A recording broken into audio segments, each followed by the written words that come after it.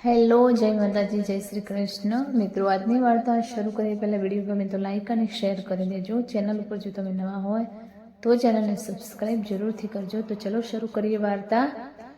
એક વહુ આવી પણ આખી સોસાયટી સોનાબેનને જોઈને આશ્ચર્યમાં પડી ગઈ. સોસાયટીના નાકે મંદિર હતું જ્યાં રોજ સવારે આરતી થાય અને તેમાં સોનાબેન હાજર જ હોય. પણ આજનો તેમનો વેશ જોઈને તો સોસાયટીના લોકોને, તેમાંય ખાસ તો મહિલાઓ તો ફાટી આંખે જોઈ રહી. વર્ષોથી સોનાબહેનને બધાએ દરરોજ સાદી આછા રંગની સાડીમાં જ જોયેલા. તે સોનાબેન આજે પીળા કલરના બાંધણી પ્રિન્ટના કુર્તા અને લેગીઝમાં સજ્જ હતા. ધોયેલા ખુલ્લા વાળ અને આછો મેકઅપ. 48 વર્ષના સોનાબેન જાણે 35ના લાગતા હતા. બહુ નાની ઉંમરમાં કેવલના પિતાનું અવસાન થયું. પિયરમાં કોઈ હતું નહીં. સોનાબેને જ કેવલને એકલે હાથે મોટો કર્યો હતો. સરકારી શાળામાં નોકરી કરતા એટલે પૈસાનો પ્રશ્ન તો નહોતો નડ્યો, પણ એકલા હાથે કેવલને મોટો કરવો કઠિન હતું. પોતાની સુંદરતા જ તેમને નડતી હતી.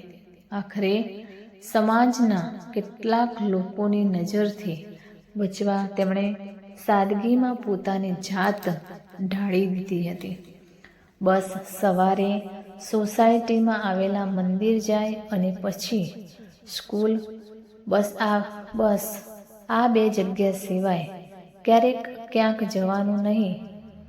કેવલને મોટો કરી સારી નોકરી કરતો જોવો, સારો માણસ બનાવવો, એ જ તેમનું ધ્યેય ને કેવલ જ તેમની પૂરી દુનિયા.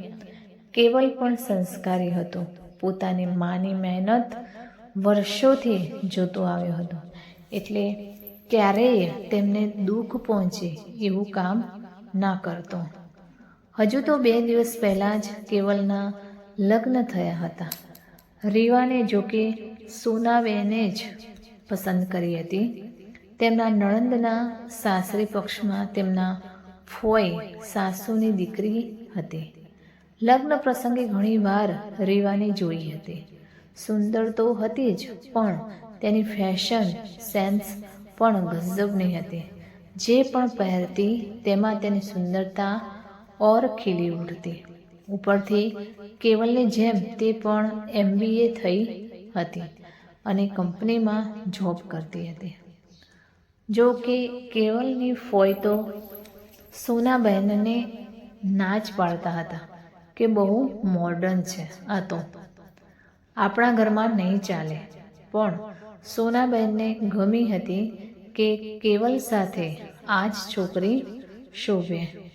એમ કરીને તેમણે વાત આગળ વધારી હતી અને ધામધૂમથી લગ્ન કરાવ્યા હતા. લગ્નની રાતે જ કેવલે રીવાને પોતાની માએ પોતાના માટે કરેલા ત્યાગની વાત કરી હતી અને અત્યાર સુધી માએ મારા માટે ઘણું કર્યું છે. મને સાચવવામાં આ ઘર બહારની દુનિયા તે ભૂલી જ ગઈ છે. બસ સ્કૂલ અને ઘર. બસ તું માને હવે સાચવજે, એમ કહ્યું હતું. રીવા થોડી વાર તો કંઈક વિચારમાં પડી ગઈ. અચાનક કંઈક સૂઝતા માએ રૂમમાં આવતા પહેલાં આપેલી મનાલી ટૂરની હનીમૂન ટિકિટ લઈ આવી હતી. 2 દિવસ પછી જ તેઓ હનીમૂન મનાવવા મનાલી જવાના હતા. તેણે ટિકિટ પરથી ટ્રાવેલ એજન્ટને કોલ કર્યો અને પોતાની સાથે 1 સીટ વધુ બુક કરવા કહ્યું.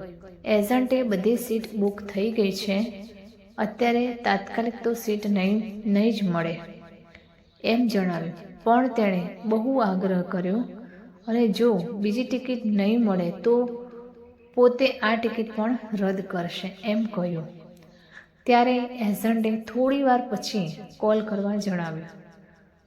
થોડી વાર પછી એજન્ટનો સામેથી કોલ આવ્યો કોઈકે પોતાની સીટ કેન્સલ કરાવી હતી, તેની જગ્યાએ એક ટિકિટની વ્યવસ્થા કરી આપી.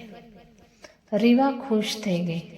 કેવલનો હાથ પકડીને તેને માના રૂમમાં લઈ ગઈ. સોનાબેન તો અડધી રાતે બેડરૂમનો દરવાજો ખખડતા ગભરાઈ ગયા, પણ સામે ઊભેલી રીવાનું મોં ચડેલું હતું. તે જોઈને તેઓ મૂંઝાઈ ગયા. આ તમારો દીકરો તો આજે આ ખાસ રાત છતાં મારા માટે કંઈ ગિફ્ટ નથી લાવ્યો. મને તો અત્યારે જ ગિફ્ટ જોઈએ, રીવાએ ગુસ્સાથી કહ્યું. સોનાબેનને તેમના નણંદની વાત યાદ આવી ગઈ. લગ્નમાં રીવાને જોઈને એવી જણસો અને એકથી એક ચડિયાતી સાડીઓ લીધી હતી. તોય આને હજુ શું જોઈતું હશે? તેણે કેવલ સામે જોયું. કેવલ શાંત ઊભો હતો. તેમણે રીવાને શાંત પાડતા, બોલ, તને શું જોઈએ? હું આપીશ, બસ એમ કહ્યું. ના, પહેલાં પ્રોમિસ આપો, માગું તે આપશો, એમ રીવા એ નાના બાળકની જેમ જીદ કરતા કહ્યું. સોનાબેને તેને પ્રોમિસ આપતા કહ્યું, તું જે માગશે તે આપીશ. તમારે પણ અમારી સાથે મનાલી ફરવા આવવાનું છે, એમ કહીને રીવા હસી પડી. કેવલ પણ મલકાઈ ઉઠ્યો. હનીમૂન કરવા તો કોઈ માને સાથે લઈને જતું હોય, એમ કહી સોનાબાઈને ઘણી આનાકાની કરી, પણ રીવા એકની બે ના થઈ. પતિ પત્ની એકબીજા સાથે સમય વિતાવે, એકબીજાને સમજે, એટલા માટે હનીમૂન પર જાય છે. મારે તો તમારા દીકરાની સાથે સાથે તમને પણ સમજવા છે, આપણો સંબંધ પણ મજબૂત બનાવવો છે, એમ કહીને રીવા તેમને વળગી પડી. આખરે તે બંનેના પ્રેમ સામે સોનાબહેને ઝૂકવું જ પડ્યું. 2 દિવસમાં તો રીવાએ સોનાબહેનનો આખો લુક બદલી નાખ્યો. સાદી સાડીની જગ્યાએ સલવાર કમીઝ અને કુર્તા લેગીસ આવી ગયા. સોનાબહેનને પ્રેમથી મનાવતા તેણે તેમની જિંદગીમાં ફરી રંગ ભરી દીધા. આજે પણ સરસ મજાના તૈયાર થઈ મંદિર દર્શન કરવા આવ્યા. પોતાને આવો સરસ દીકરો અને દીકરા કરતાંય સવાઈ એવી વહુ આપવા બદલ પ્રભુનો આભાર માન્યો. ત્યાં ગાડીનો હોર્ન સંભળાયો. તે મલકાતા મુખે મંદિરના પગથિયાં ઉતર્યા. દીકરા વહુ સાથે હનીમૂન પર જતા હતા. તો મિત્રો, તમને આ કહાની કેવી લાગી તે કમેન્ટ કરીને જરૂર જણાવશો. ને વિડીયો પસંદ આવ્યો હોય તો લાઈક અને શેર કરી દેજો. ને ચેનલ ઉપર જો તમે નવા હોય તો ચેનલને સબસ્ક્રાઈબ જરૂરથી કરજો. તો ફરી મળીશું આવા જ એક નવા વિડીયો સાથે, વાર્તા સાથે. ત્યાં સુધી નમસ્તે, જય માતાજી, જય શ્રી કૃષ્ણ, હર હર મહાદેવ. Thanks for watching.